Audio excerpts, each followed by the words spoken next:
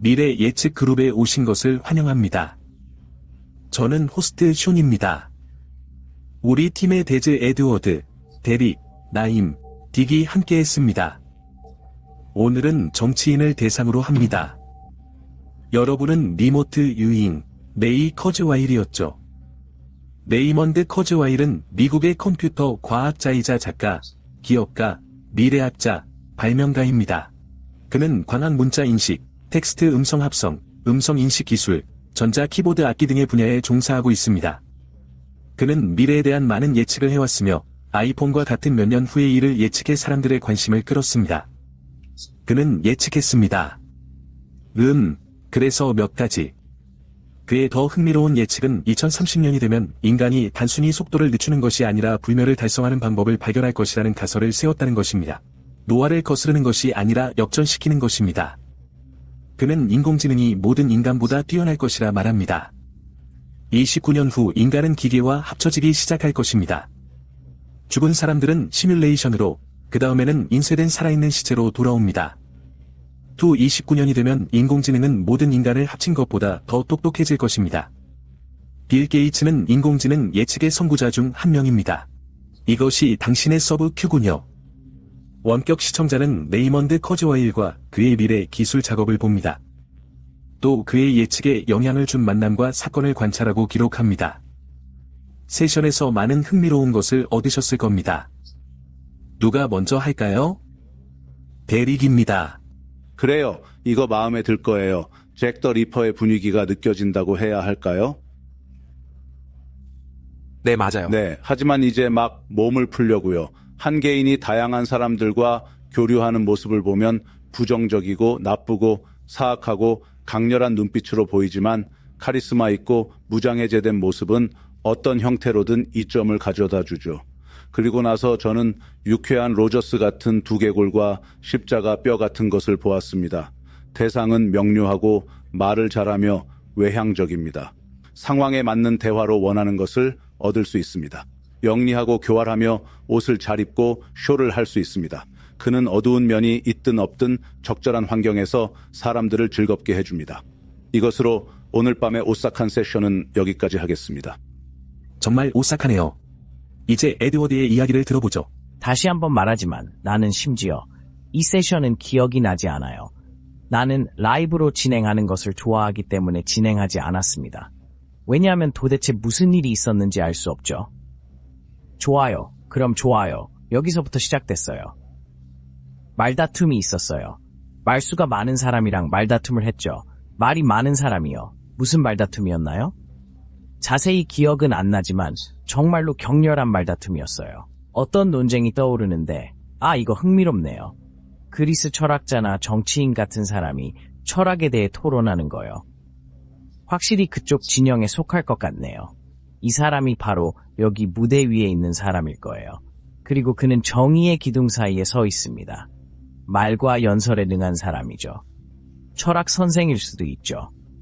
말만 많고 행동이 부족하다는 비판을 받았죠. 질문하고 행동하고 토론했어요. 마치 철학자 같았죠. 하지만 심장이 멈추면 어떨까요? 이 사람은 심장이 멈추는 경험을 했어요. 마치 몸 밖에서 자신을 본 것 같았어요. 끔찍한 시련이었죠. 모든 것을 놓아버리는 느낌이었어요. 심장이 멈추던 날 누군가 죽었어요. 맙소사. 정말 끔찍했어요. 심장이 멈추는 순간 모든 것이 멈추고 시간이 멈춘 것 같았어요. 마치 영혼이 떠나가는 것처럼 느껴졌어요. 심장이 멈추는 순간 모든 것이 끝난 것 같았어요. 정말 무서운 경험이었죠. 심장이 멈추는 순간 모든 것이 사라진 것 같았어요. 맙소사.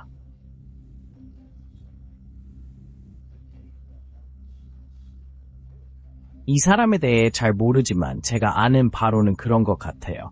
꽤 흥미로운 세션이었어요. 그 세션을 한 지 2, 3주 정도 되어서 잊고 있었어요. 하지만 와우, 정말 멋졌어요.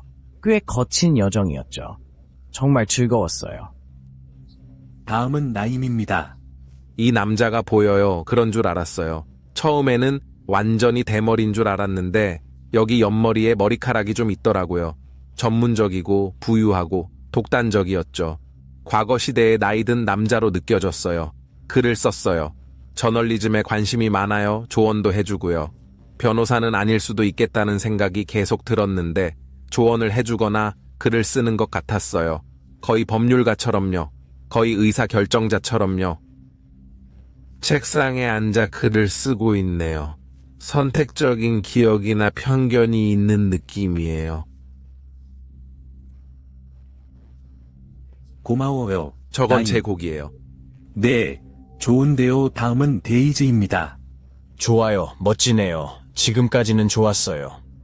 지난 1년 동안 학대나 감정을 내려다보았고 이것이 그에게 추진력, 결단력, 강인함, 회복력을 만들었어요. 이 삶은 힘들게 싸워야 했죠. 지금 이 자리에 오기까지요. 그들이 지금 하는 일을 멈추지 않을 것 같아요. 그들은 조작하고 전환하고 있어요. 이건 약간 정치적이고 전략적인 느낌이고 거의 게임 같은 느낌이에요. 이 사람에게서 나오는 직설적인 거칠음이 걱정스러워요. 거의 어떤 식으로든 감정이 없는 것 같아요. 매우 로봇 같죠. 하지만 이 모든 것은 전략적인 계획과 포지셔닝, 동맹 또는 미래와 관련된 거래에 관한 것입니다.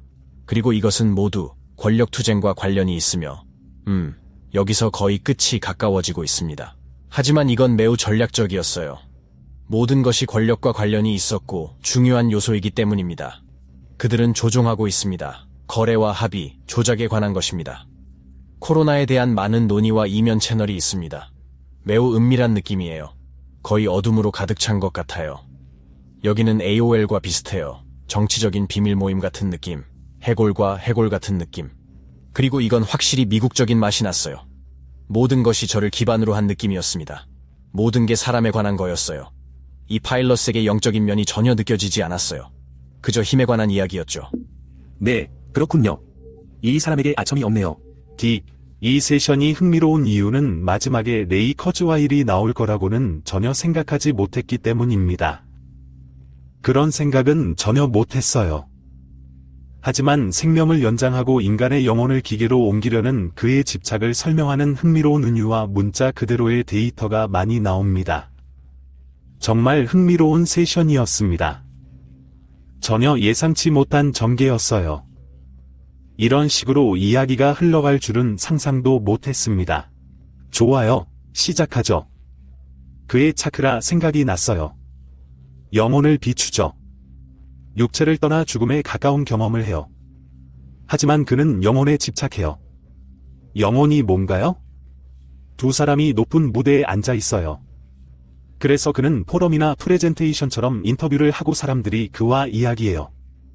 이 사람은 사람들에게 말을 걸고 사로잡아요. 모두 똑같아요. 군중 속에서 개인주의는 느껴지지 않아요. 그들은 하나의 집단지성, 로봇으로 변했어요. 생명 연장에 도움이 되는 특수 의료 치료를 받죠.